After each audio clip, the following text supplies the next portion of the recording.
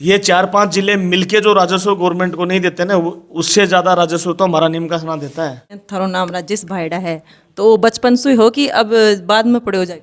अरे तो चलती नहीं तो आपकी नहीं चलती, तो यहाँ जो आपको ये डुप्लीकेट मंत्री पद दे रखा है, इससे इस्तीफा दे दो आप, और तो क्या है। उस नॉर्म्स के हिसाब से रामलू भाया कमेटी ने फाइनल किया था कि नीम का थाना एक्चुअल में डिजर्व करता है इस चीज़ को, और ये इस चीज़ का भागीदार है, तो इन्हें ये सौगात देनी चाहिए। खेड़तल, ये जिले जब नॉर्म्स में पूरे आते हैं तो हमारा नीम का थाना क्यों नहीं आता है, आप बताओ मुझे। निश्चित रूप से नेताओं की हठधर्मिता और अकर्मण्यता बिल्कुल सामने दिखाई दे रही है, क्लियर। राम राम जी, मैं डिम्पल जलको सिक्कर पर थारो स्वागत है। और आप फिलहाल मौजूद हाँ राजेश भाईडा जी के साथ में, जो कि सब अच्छी तरीक़ा से जाना है, नीम का थाना में जन सेवक है और अभी विरोध प्रदर्शन हो रहे है, बाकी मैंने आपको विशेष योगदान है। आप हम बातचीत करांगा आज। तो सुने कि थे चुनाव भी लड़ा हा? हाँ, मैंने 2018 का चुनाव भी लड़ा है और 23 का चुनाव भी लड़ा है मैंने। कौन सी पार्टी? मैंने 2018 में बीएसपी से चुनाव लड़ा था, 15,000 वोटों के समथिंग मेरे वोट थे उस टाइम पे। फिर नेक्स्ट चुनाव भी मैंने लड़ा 23 का, उसमें मेरी 3rd पोजीशन रही है। अच्छा सर। हाँ, तो सर अभी नीम का थाना ने भी जिलों निरस्त कर दिए गए, लोग 50, 60, 70 साल से जो संघर्ष चाल रहे हो बेके बाद बनायो भी गयो और वापस हटा दियो गयो है। अब तो एक ऊपर थारो के खेणो की वजह से करो गयो है? देखिए, तथ्य और आंकड़ों के हिसाब से अपन बात करेंगे तो जैसे सरकार चेंज हुआ 2023 में चुनाव हुआ, उसके बाद में सरकार बीजेपी सरकार बना, तो उस टाइम पे कमेटी हुआ करती थी, एक राम लुभाया नाम से कमेटी बनाई थी जिलों को लेके, और मुख्यमंत्री जी गहलोत सरकार में ये सौगात हम लोगों को मिली थी।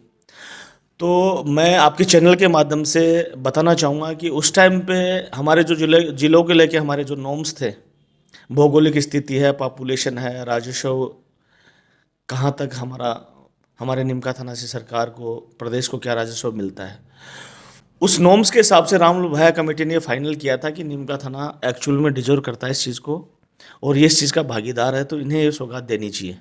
मैं भी 2-3 बार मुख्यमंत्री जी से पर्सनली मिला, एक डेलीगेशन लेके मैं, मेरे यहाँ के जो जनप्रतिनिधि थे, जो बुजुर्ग थे, नौजवान थे, उनके साथ में मैं सीएम साहब से मिला था वहाँ। तो उन्होंने मुझे भी आश्वस्त किया था कि बहुत जल्दी आप लोगों को हम लोग ये उपहार स्वरूप ये जिला हम लोग देंगे। ये मुझे भी आश्वस्त किया था जब मैं वहाँ गया था, तब उस टाइम जयपुर उनसे मिलने। लेकिन जैसे सरकार चेंज हुआ, उसमें ललित के पवार कमेटी है, वो ये कमेटी क्रॉस क्वेश्चन ये करती है कि निमका थाना इस चीज़ के लिए डिजर्व ही नहीं किया करता था। मैं लॉजिक बात बताऊँ आपको, जब डीग, सलूम्बर, कोटपुतली, ये जिले, खेड़तल, ये जिले जब नॉर्म्स में पूरे आते हैं तो हमारा निमका थाना क्यों नहीं आता है, आप बताओ मुझे। यहाँ कौन सी, या तो यहाँ के जो जनप्रतिनिधि ना, जो कांग्रेस बीजेपी के, उनका नकारापन है, उनमें पोटेंशियल नहीं है, और वो लीडर्स ये नहीं चाहते हैं कभी भी कि ये ज़िला हमारा बरकरार रहे। उन्हें पता है कि ज़िले का फाउंडेशन अगर यहाँ रखा जाता ना, तो बहुत सी टेक्निकल्स दिक्कत उन्हें राजनीति में आती है। तो आज का नौजवान पढ़ा लिखा है, वो ठीक से अवेयर है, समझता है, मैच्योर अंडरस्टैंडिंग रखता है। मैं जहाँ तक समझता हूँ, मेरी जो समझ है, तो निश्चित रूप से नेताओं की हठधर्मिता और अकर्मण्यता बिल्कुल सामने दिखाई दे रही है, क्लियर। देखिए, भजनलाल जी मुख्यमंत्री है राजस्थान सरकार में, अब उन्होंने मंत्री बनाया है यहाँ, प्रेम सिंह जी बाजौर को मंत्री बनाया है यहाँ सैनिक कल्याण बोर्ड का। वो कहते हैं कि मेरी चलती नहीं। अरे तो चलती नहीं तो आपकी नहीं चलती, तो यहाँ जो आपको ये डुप्लीकेट मंत्री पद दे रखा है, इससे इस्तीफा दे दो आप, और तो क्या है। आप क्यों लोगों को, भोले वाले ग्रामीण परिवेश के लोग हैं बेचारे, जो गाँव को देहात लोग हैं, वो क्यों उनको बेवकूफ़ बनाते हो आप। अपनी जिम्मेदारियों से आप पीछे हटते हो। आप ये कहते हो कि मेरी चलती नहीं है, सिटिंग एमएलए कौन सा राज्य में है? राज्य में अगर है तो उसमें भी वो भी अपनी बात मजबूती से सरकार के सामने रखे। भाई सरकार का एमएलए नहीं है, लेकिन कम से कम टाइम लेके मुख्यमंत्री से मिलके, मुख्यमंत्री जी से अपनी बात तो रख ही सकता है तथ्य आंकड़ों से, भाई कि आपने इस तरह से आनन फानन में निर्णय लिया है तो ये गलत है। तो आम जन में तो इसको लेके बहुत बड़ा आक्रोश हमें देखने को मिल रहा है। आज बहुत बड़ी एक रैली नौजवानों ने, नीमका थाना के सम्मान में युवाओं ने एक रैली भी निकाली थी। उसमें बहुत से नौजवानों ने अपनी मजबूती से अपनी उपस्थिति वहाँ दर्ज भी करवाई। बहुत शानदार रैली का आयोजन किया गया है, जिसमें सब ने अपनी अपनी बात भी रखी और अनवरत रूप से शपथ और संकल्प लिया कि हम इस चीज़ को अनवरत रूप से जारी रखेंगे, इस लड़ाई को अंतिम सांस तक लड़ेंगे हम लोग। हमारा दुर्भाग्य इस नीमका थाना का कि उल्टे अखबार पढ़ते पढ़ते तो एमएलए बन गए हैं, जिन्हें राजस्थान में बहुत सी जगह से क्रॉस का निशान लगा के जहाँ से रिजेक्ट कर दिया गया, तो अब हमारे लोग अवेयर नहीं थे, उस टाइम समझते नहीं थे। अब निश्चित रूप से 2 बार तो इनको नकार दी पब्लिक ने इन्हें बैक टू पवेलियन, और निश्चित रूप से अभी अगर बाय द वे तीसरी पोजीशन में भी यहाँ से प्रिपरेशन करके चुनाव लड़ते हैं तो मेरी तो समझ से बाहर है, पर पब्लिक ने पूरा क्रॉस का निशान लगा दिया इनको। सिटिंग एमएलए हैं तो उनको तो विरासत में है सारा काम। जब जिसके पिताजी 5-5 बार 4-4 बार एमएलए रह जाएं तो वो उनको लोगों की दुख तकलीफ दर्द से तो आप समझ सकते हो, जितनी भावना यहाँ के लोगों के बीच में रहने वाले आदमी को तो उनको तो अपने काम से अपने वोट से मतलब है। नहीं, पब्लिक ने अगर हम जैसे नौजवान को, हम जैसा नौजवान भी यहाँ तीसरी पोजीशन पे था चुनाव, मैंने भी 2 लड़े हैं, तो हमें भी इस तरह का अगर पब्लिक के द्वारा आशीर्वाद मिलता तो इस तरह की स्थिति मैं तो आपके चैनल के माध्यम से कहता हूँ, मैं तो बिल्कुल भी नहीं बनने देता है इस तरह की स्थिति जो यहाँ आज हमारे निमका थाना के लोगों के राइट्स पे कुठारघात हो रहा है, उनके राइट्स के साथ जो खिलवाड़ हो रहा है वो तो मैं कतई बर्दाश्त नहीं करता उस चीज़ को। तो एक और है कि जैसे थारो नाम राजेश भायड़ा है, तो वो बचपन से ही हो कि अब बाद में पड़े हो जाए? देखिए, चैनल के माध्यम से बताऊंगा कि myself Rajesh Bhayda and people call me भायड़ा।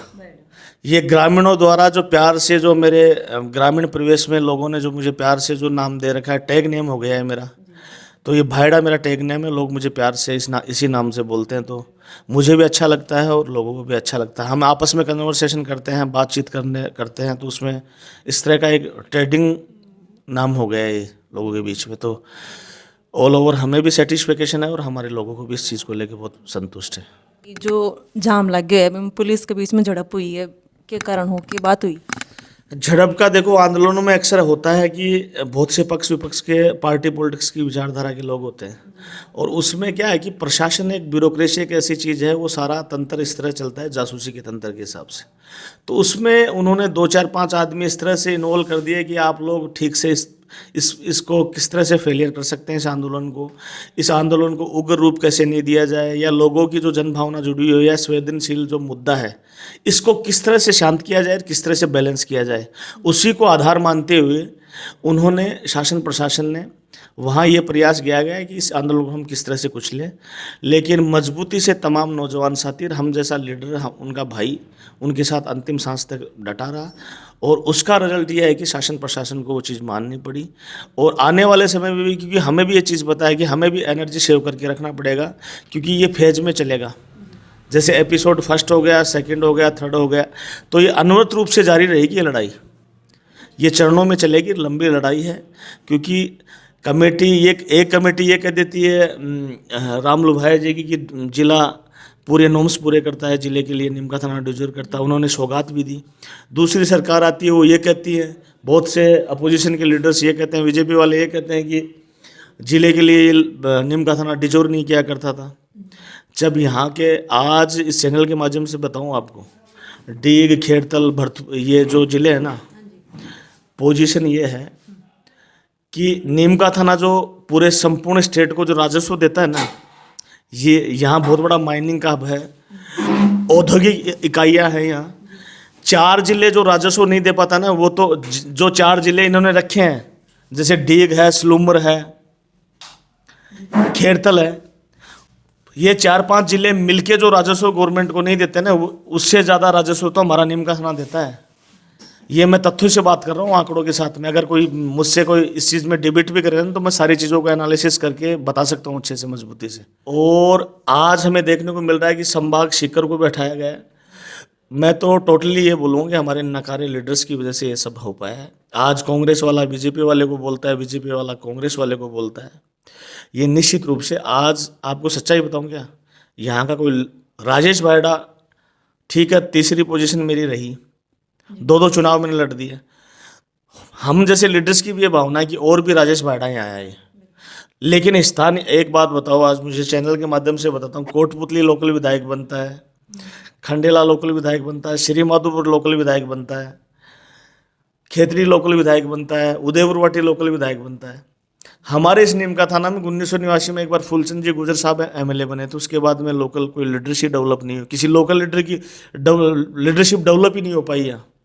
तो आज जो लोगों को, जो आम जन को जो परेशानी झेलनी पड़ रही है ना इस नीम का थाना में, इसकी सबसे बड़ी कमी ये है कि यहाँ का लोकल लीडर है ना, अगर होता तो वो इन जन भावनाओं को समझता, और इस जो घटना घटी है ना, जिले को इन्होंने समाप्त किया, ये संभव नहीं हो पाता अगर हमारा लोकल या स्थानीय विधायक कोई भी होता।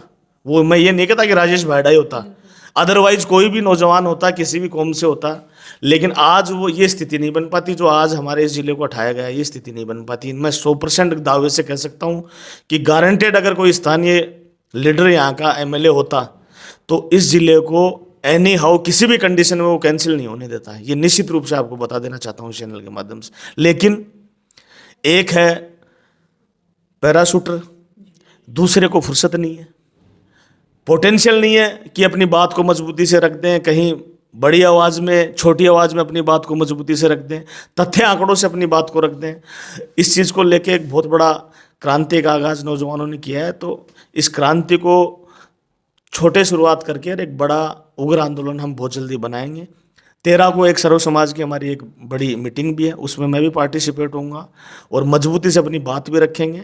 और हमारे लोगों को में किस तरह से एक रिवोल्ट पैदा किया जा सकता है, एक चेतना और जागृति हम लोग किस तरह से जागृत कर सकते हैं, उसका हम लोग अथक प्रयास करेंगे। आपके चैनल के माध्यम से बताना चाहूँगा मैं। और आपको भी वही कहना है कि नीम का थाना जिलो आन वापस दियो जाए, क्योंकि वो पूरा जो मापदंड है वो पूरा करे है जिलो बनाने के लिए। और खबरों के लिए आपने झलको मीडिया के साथ बना रहियो। धन्यवाद।